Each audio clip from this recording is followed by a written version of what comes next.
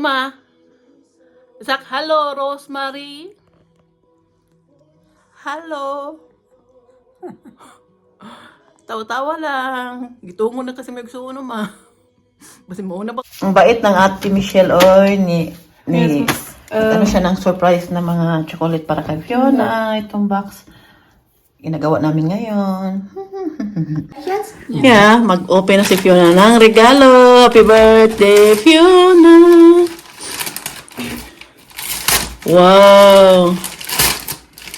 Mom, ginag-wish niya. Yan ang talaga yung wish niya. Yeah. Wow! Ako ko, may sa bus train na. Yep. Pilas gives plane ticket, nakyapan, bas manish. Wow, mga gamit lang talaga. Yeah, plane tickets. Yeah. Philip Creek, shock hindi di Andre sa iyo. Weiß Philip das nicht? Weiß nicht. Nein, weiß das nicht. Hast du jetzt? Wappt ihr sehr.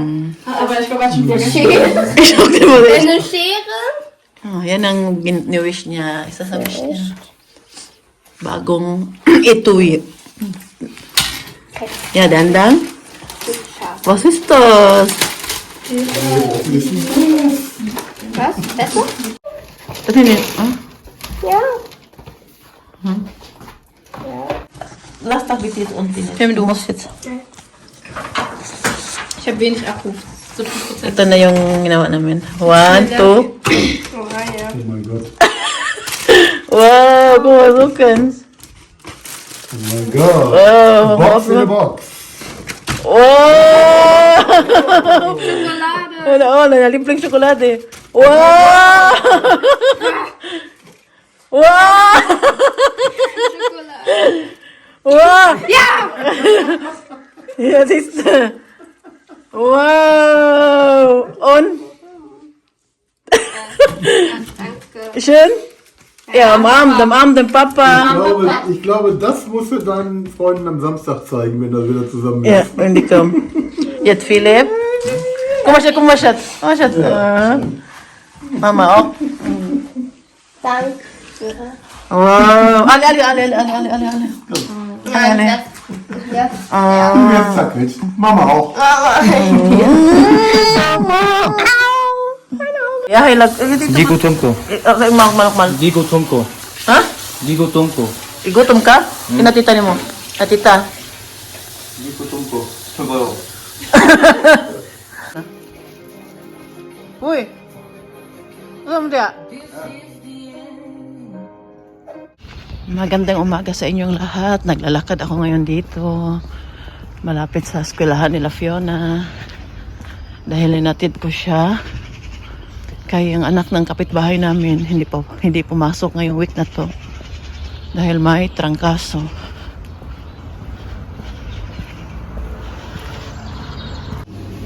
Ay, na-stress ako ngayon ba? Nandito muna ako sa Bikere dahil yung sasakyan ko na bus pa uwi. Ano pa? 1:30 pa. May oras pa ako. Kain muna ako dito dahil sobrang lamig sa labas. Umuulan. Kain tayo. Hindi pa ako nag-almusal. Chika ko sa inyo mamaya bakit nandito ako. Anong ginagawa ko dito. Natay bisita ka rin si Oliver Kagas. Hi guys. Kaguys. Ako si Harvey. Oliver Cadiz, sabay ang pangalan ako sa Facebook. Kaguys. Oliver Ano Cadiz. si Uli? Ay, ano si... Es Das ist ist so aber was angefangen zu Harry. meckern, wir brauchen das Geld, bla bla Doon bla. ba niya sinabi ako sa'yo Weil er so schnell keinen Golfverbot gekriegt hat, hat er Kagay, so po rin naging ko hello kagay. Superflöte. Kagas ito ako sa dyan. Oh, gimmick curve, Er di ist ba? wirklich Tingnan ninyo si Martin aalis. Magpunta na naman ng Poland. Yan yung company car na binigay sa kanya. Siya lang mag-isa mag-travel ngayon. Last time napunta sila, 6 sila. Ngayon siya lang. Pero meron daw pupunta doon ngayong Martes, 4 na workmate niya. Medyo ako, inaway ko siya bakit pumayag siya lang mag-isa. Maganda kasi may kasama may kapalitan mag-drive ah.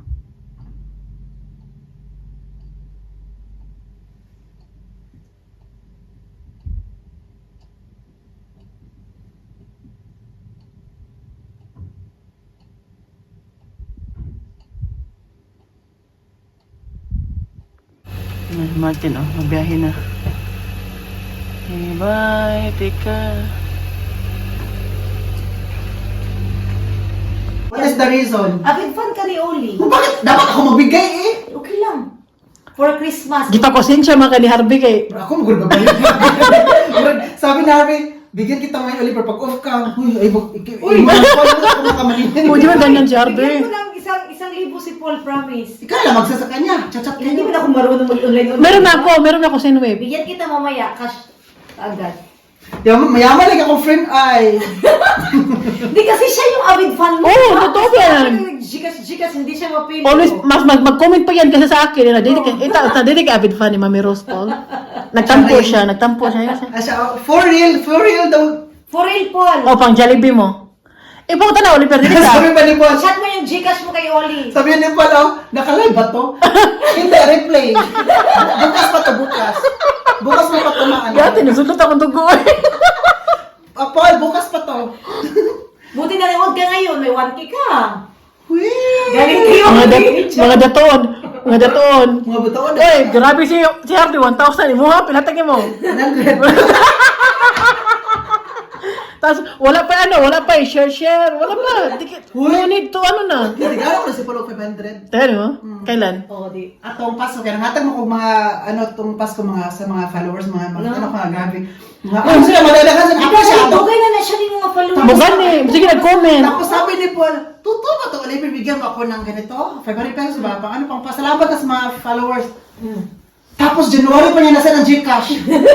Kasi hindi siya naniwala, bibigyan ko siya. O, hindi niya kailangan ng pera. Mayaman kasi may afam din to. May apam. Ay, wala pang pala siya.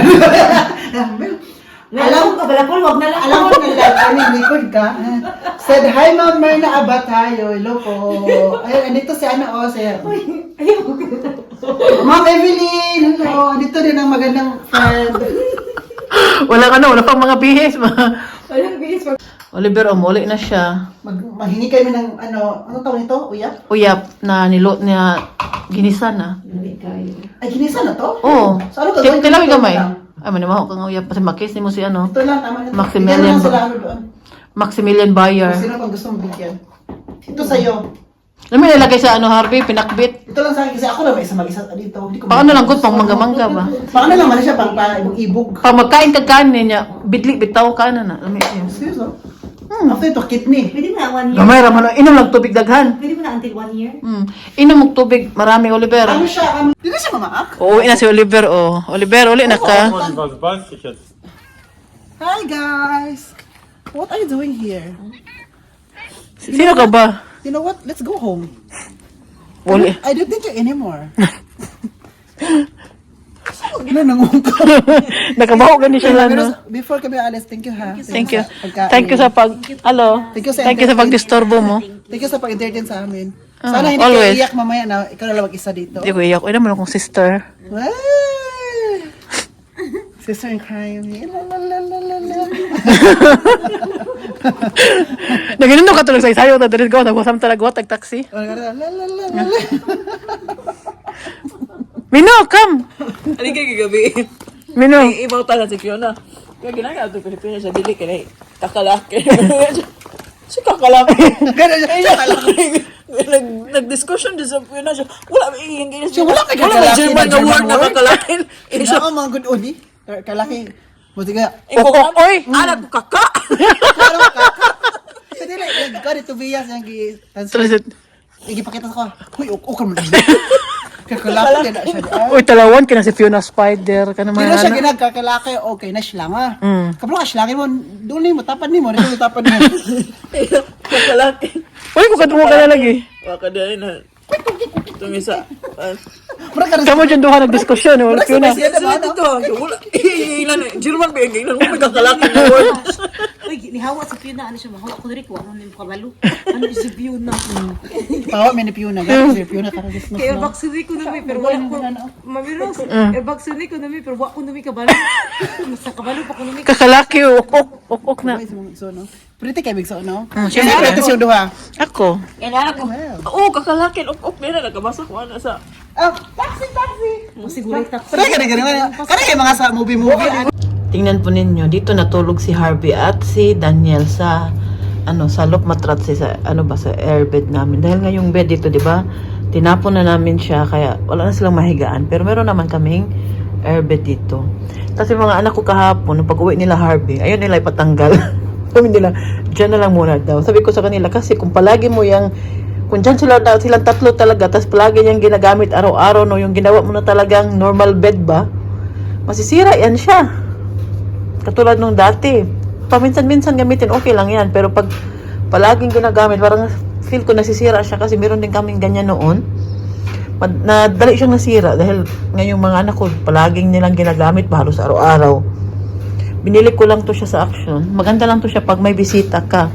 Ito, nilagyan ko siya ng cover. Ito siya, oh. Tapos ito na yung mga ginamit nilang kahapong mga kumot. Tinanggal ko na yung cover ng unan. Nilabhan ko na yung ibang kumot. Nilabhan ko na. Yan na lang ang natira. Hindi ko muna nilabhan dahil sabi nga ng mga anak ko, wag mo na daw alisin dahil dito daw sila magtambay. Kasi pang mga diko ni Fiona. Under the sea pala yung dekorasyon ni Fiona. Kung simple lang yung diko namin dahil yung in-order ko na sa Timo, hindi dumating yung hindi nakaabot. Ngayon pa i-deliver ang yung pangalawang ni-order ko. Ito naman yung iba, oh. Yan yung talaga sa wish ni Fiona na under the sea na theme party. Dito na lang sinabit ni Martin dahil mahirapan kami dyan. Sabi ko, pwede naman dyan, lagyan lang siya, basta dyan na lang. Yan yung isipan niya. Nilagyan na lang niya ng mabigat na bagay doon sa babaw, sa taas. At dito niya nilagay yung isa naman. Yan, ang bisita ni Fiona, dalawa lang. Nag-cancel yung dalawa pang classmate niya. At dalawa lang yung pumunta dito. At si Daniel. At yung mga anak ko, si Philip at si Michelle, si Oliver, si Harbin, dito din sila. Si Lovely hindi natuloy dahil nagpunta sila sa mother-in-law niya. Sila Kayla dito naman. Kami lang, simpleng celebration lang dahil nga, paalis din kasi sa Martin. Papunta ng Poland, kinabukasan. Wala si Martin ngayon dito sa bahay, nasa Poland siya. Sa Friday pa yung uwi niya. Pinakita ko lang sa inyo dahil ganda din naman tingnan, no? Magdihigda dito. Relax. Sabi ko, huwag ko na lang din tagalin kasi pag nanduto ko kay Uma, mag-alaga kay Uma, pwede ako higa dito pag night, lalo na pag night shift si Martin. Kasi next week night shift si Martin. Huwag dito na lang ako magigiga kasi di ako makahiga sa kwarto namin dahil natutulog mo yan siya, hindi ko yan siya dinidisturbo. Ayaw kong pumasok sa kwarto namin pag tulog yan siya. So dito na lang ako magigiga, no? Kaya hindi ko na lang din siguro tanggalin. Tapos ito naman, dito umiga si Oliver. Wala na kasi kami bed at meron naman ditong airbed, oh. Yan lang. At may natira pa palang ulam dito. Ito yung pansit. Hindi ko nasarapan sa pansit ko ngayon. Siya? Dry. Yan yung bihon. At hindi ko pa siya nagunting dahil, hindi ko siya nakat ng maliliit yung bihon ba dahil wala akong gunting na pang-cut ng Meron pa tayo ditong adobong baboy. Shakila, it was nice seeing you. Bye-bye. Hi, bye. Strike horte. Ate Raquela. Why boss to strike?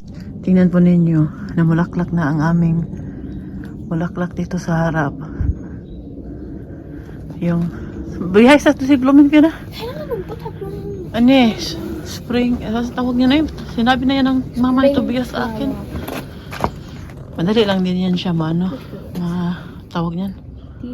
Masima, kasi nga, malamig pa. Ganda siya tingnan, no? Kami, be. Tubo po talaga siya every year. Diyan. Ayan ako.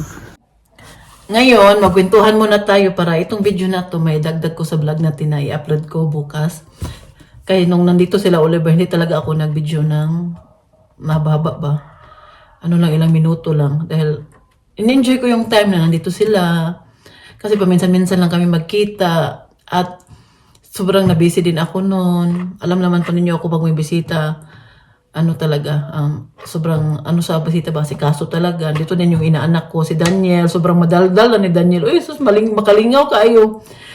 Nung pag-uwi nila, mingaw na kayo midere. Tahimik ng bahay namin. Tas nung araw pa naman nung umalis si Martin, papunta ng biyahe ng Poland. Nag-away pa kami ni Martin nag-away pa kami ni Martin nung Bernes.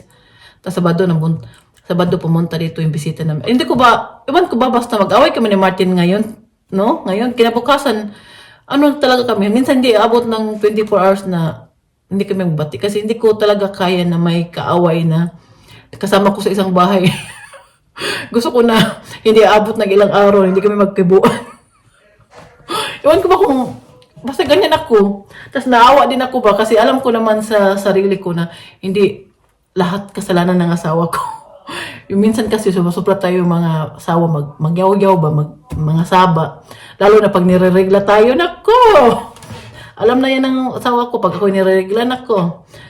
Sabi niya, kung gusto, pwede lang siya magbakasyon siya ng ilang araw pag ako nireregla. Buwag talaga to Martin eh. Ngayon, ikwento ko na sa inyo yung gusto ko ikwento, no? Dahil may nangyari dito sa bahay. Nang pumunta yung kapatid ni Uma, last week, Monday, bumisita siya dito.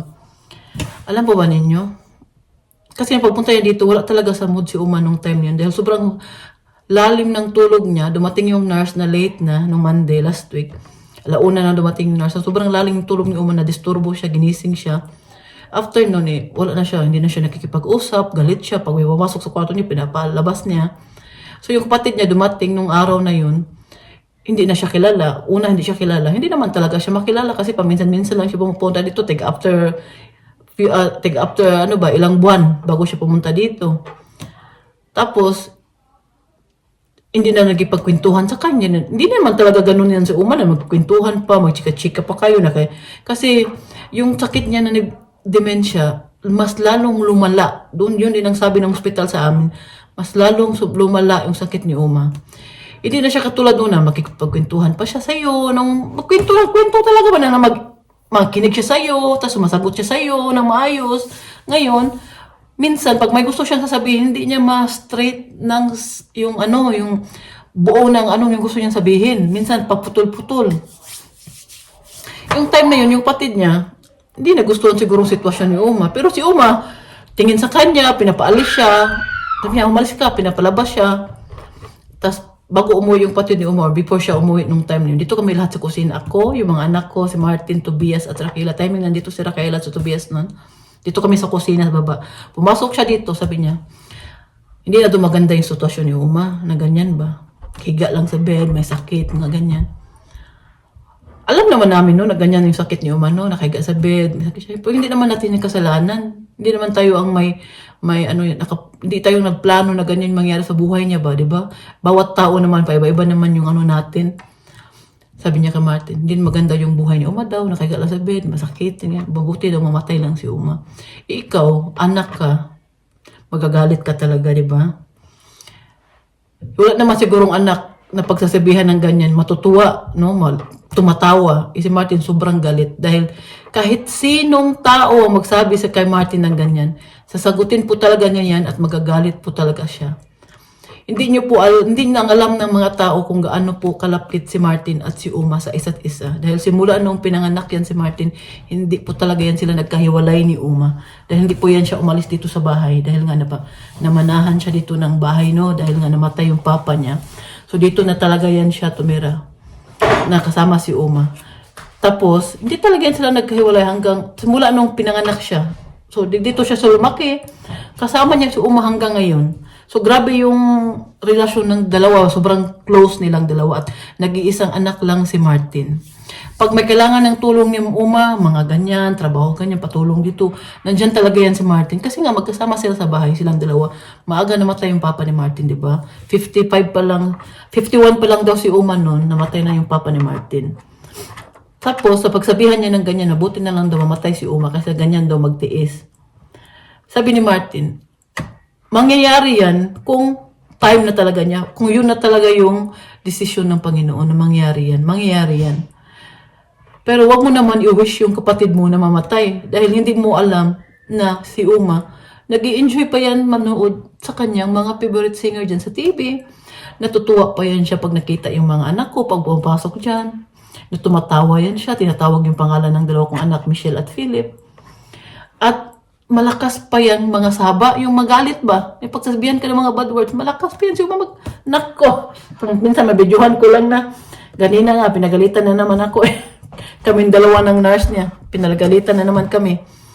Hindi niya kasi nakita na ganyan din yung sitwasyon ni Uma paminsan-minsan na nagagalit, marunong pang magalit sa'yo, pagsabihan ka pa ng mga bad words, marunong pa. Hindi kasi niya nakikita yung ganyang sitwasyon kasi paminsan-minsan lang siya pumupunta dito. Na timing lang, na pumunta niya dito, walang ganas yung mga makipag-usap sa kanya. Tapos, sasabihin na lang ganyan niya, mamatay na lang daw. Grabe naman, saan yung puso niya? Uy, grabe pa, siguro, iwan ko ba na saan yung magkaiba po talaga yung ugali ni Uma at yung kapatid niya. Kahit nga si Uma noon, malakas, hindi pa yan siya nagkakasakit, malakas pa yun. Okay pa yung pangisip ni Uma ba, yung wala pa siyang sakit na demensya. Pag pumunta yung kapatid dito, minsan naiinis yan siya. Kasi nga, pag pumunta dito, ganyan, mag-advise ng ganyan, mga ganyan ba. Si Uma kasi, naalala ko din noon, nung bago pa lang nagkasakit si Uma, pinagalitan din niya yan. Sabi niya, oh, tingnan mo, may pera ka. Hindi ka nagbabakasyon noong bago ka nagkasakit. Ngayon, nagkasakit ka. Anong gagawin mo sa pera mo? Nakahiga ka na lang ngayon sa bed. Galit si Uma sa kanya. Ikaw, ganyanin ka ba? Pupunta lang dito para magalit. Unsa man yung kapatid ni Uma, eh? Nung time na yun, muntik na po talaga siyang sinagot siya ni Martin. Sinagot talaga siya ni Martin. Grabe, namumula talaga si Martin. High blood si Martin nung time yun sa kanya. Na-stress sa kanya. Dahil kahit kung sino pa man tao magsabi sa ganyan na kay Martin, ayaw niya talaga marinig na ganyan. Alam naman niya na dyan talaga papunta tayong lahat, no? Dyan na papunta din si Uma, no? Pero, hindi naman tayo ang tao makapag-desisyon na mangyari yan, di ba? Sabi ko, palagi kayo nag-wish ng ganyan, no? Madagdagan tuloy yung buhay ni Uma. Mas lalo pa yung haba yung buhay niya. Kayo nagmamadali, mamatay siya. Hindi lang kami nag-wish ng ganyan na kami yung sa sitwasyon na stress kami. Hindi nga kami nagpapatulong sa kanyang pag-alaga kay Uma. Kami lang ni Martin nagdalawa maglaga kay Uma. Puli-puli palitan kami. Pag nito siya mag-alaga. Pag nandito siya sa bahay, pag trabaho siya, ako na naman. Ngayon nga, wala si Martin, ako solo ko lahat. Hindi ko nga ni-wish yung tao na, Uma, buti na matay kay Uma, stress kay kunin mo. Hindi ko nga nasabi yung ganyan siya, no? Pupunta dito, na wala nga ambag sa pag-alaga sa kapatid niya. Ganyan pa yung sasabihin, di ba? Sinabi ko yan sa nurse ni Uma, no? Yung ganyan, sabi niya, grabe naman, grabe na, sabi niya yun sa kapatid niya. Ako, masasabi ko, no? Marami kaming pasyente, araw-araw. Ilang pasyente yung inalagaan namin, pinupuntahan namin bahay, sa mga bahay nila. Alam mo ba, may mas malala pa na sitwasyon sa mother-in-law mo, sabi niya. Mas malala pa. Pero ganyang sitwasyon, hindi siya naawa na yung wish niya mamatay yung kapatid niya na, hindi man niya nabubuhay na lang na may machine or na kuma, tulog na lang, nakatulala na lang dyan, hindi na yung nakatulala, alam niyo, yung may mga pasyente din naman na may sakit naman na nakatulala na, hindi na kumikibo, tingin na lang sa'yo, yung mata na lang ginagalaw-galaw, di ba? Meron mga ganyan pasyente din. Hindi naman ganyan si Uma. Yan yung wish niya, mamatay na lang. Alam naman namin na ganyan yung sitwasyon ni Uma, may sakit, nakakaawa tingnan. Masakit din man talaga tingnan na nagtiis siya sa sakit niya. Pero alam niyo, sa totoo lang, mas grabe yung demensya na sakit ni Uma kaysa sa sakit niya na osteoporosis. Kasi yung osteoporosis niya nakukontrol naman kasi meron namang gamot na sobrang, sobrang tapang ng gamot niya inom ni Uma araw-araw. Yung demensya ang napalala kay Uma dahil nagalit siya, palagi siyang irita, palagi siyang ayaw niyang uminom, ayaw niyang kumain. Yan ang nagpapalala sa kanya. So, kaya nga lalo siyang nangayayat dahil ayaw niyang kumain minsan. So, yan ang sakit niya, demensya ang nagpaano sa kay Uma. Tapos, pagpunta lang siya dito, ganyan din ba? Kayo po, tatanungin ko kayo, kung kayo ang nasa sitwasyon namin, ganun ang sinabi ng kapatid ninyo na pumunta dito sa bahay, o kapatid ng mother-in-law ninyo, ganun ang sinabi. Anong isasagot ninyo? Kasi kung gusto na yang kunin ng Panginoon, matagal siguro nangyari, di ba? Ngayon hindi pa Hindi naman tayo makadesisyon ng buhay ng tao. Pero pangit naman yan na ikaw mismo, kapatid, i-wish mo na ganyan. Yan din yung sinabi niya sa kapatid niyang isa, nung kapatid niya na inatake na, din yun, biyudo din yun, mag-isa din yun sa bahay. Atake ba? Sabi niya, tapos nadala pa yun sa hospital, sabi niya, mabuti na mamatay yan kaysa magtiis, kaysa ma-paralyze, mga ganyan daw, magtiis pa daw, mga ganyan. Sabi ko, grabe naman to, akala mo naman kung mag-ganyan siya mag-alaga. Hindi naman niya obligasyon yung kapatid niya na mag-alaga kasi kung hindi naman niya, may anak naman yun. Hindi mo naman, ikaw kapatid, ikaw mag-alaga, dadalhin naman niya nila sa Altenheim, sa mga bahay ng mga matanda. Kung wala mag-alaga sa bahay, di ba? Magsabi ba, mabuti nilang matay kaysa magtiis daw. Saan yung puso na ganyan? Grabe no? Kaya na-stress na, galit. Sabi ni Martin, pag nag-message yun siya ulit, sinuon, no, si Martin, anuhoy lang niya yan. Palagi lang niya yan. Hindi yan, si Martin, di man sumasagot sa kanya.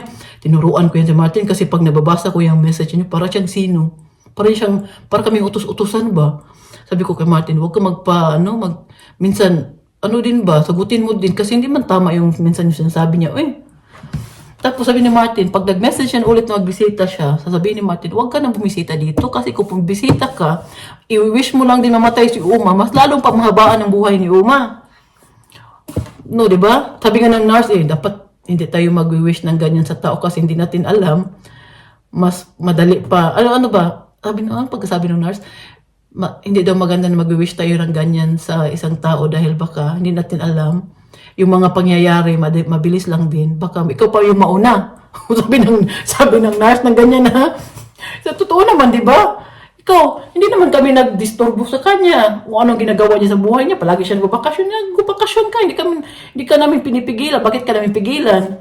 Kaya siguro yung asawa niya no, hindi pinagtiis yun o hindi talaga yun, kinuha yun agad-agad nung nagkasakit. Siguro, ganun din siguro, hindi siguro niya alagaan. Kaya siguro na ganun ang ginawa ng Panginoon ba na hindi, madali lang yung na yung asawa niya ng hospital. After 3 days, namatay. Siya grabe siya. Hindi niya alam paano mag-alaga Kami pang, kapag punta dito, mas mapansin ko pa, parang siyang mas may alam pa siya sa mga doktor, sa mga nurse. Pero bang siya mas eksperto pa siya. Nagrabing galit ko talaga. Wala naman kami yung contact niya ng kapatid Uma kasi nainis ako yun sa kanya. Sabi ko, Martin, ayoko na mag-contact pa sa akin kasi ni-block niya ako sa WhatsApp. Hindi ko alam kung bakit. Kaya sabi ko, bakit pa? Tapos pumunta yun dito, Mario, may bago ka bang number? Bakit hindi ka na makontak? Sabi ko, ayoko na mag-download ng WhatsApp. Kaya na-block mo na ako ng mga contact ko dyan. Hindi siya tumingin lang siya sa akin pa hindi siya kumibo.